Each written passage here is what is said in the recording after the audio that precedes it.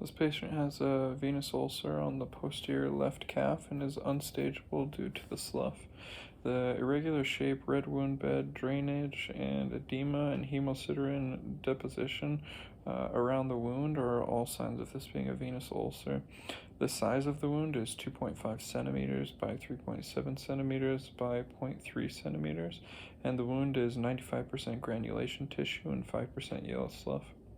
The edges of the wound are white and likely have some maceration due to the increased drainage of this wound. This patient also has type 2 diabetes and chronic heart failure, which often accompany the vascular complications.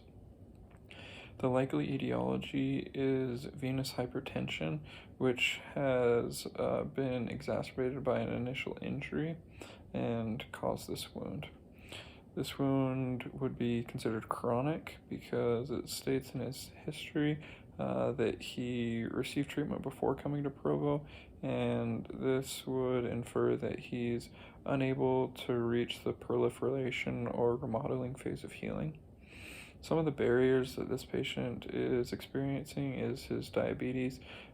Because of his diabetes, he's not able to get a sufficient amount of glucose uptake, which is needed for tissue healing, and this would be a good area to educate the patient on his diet, as well as keeping his blood sugar low. We also want to make sure that he is getting an adequate amount of protein. When it comes to debriding this wound, we want to add saline before removing the small amount of slough with a curette, and then add more saline before adding a dressing. If he's not responding well to using sharps, then we'd want to opt for an enzymatic approach to get rid of, or an autolytic approach to getting rid of that small amount of slough in the wound.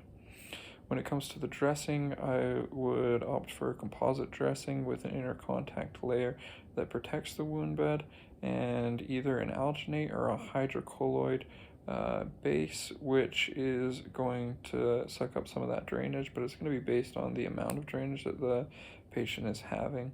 The outer layer, we'd want to use a semi-permeable layer, which would protect against any bacteria and help protect from the wound getting infected. I would then add a compressive dressing around the entire leg if it's appropriate based on the patient's ABI and assuming that he doesn't have any other red flags that would cause us to not use a compressive dressing. And as far as the goals, in 2 weeks, we would want the patient to demonstrate compliance with wearing a compressive dressing to increase healing of their wound. And for the second goal, in 2 weeks, the patient should demonstrate a 20% decrease in the size of the initial wound to prepare for increased participation in functional activities.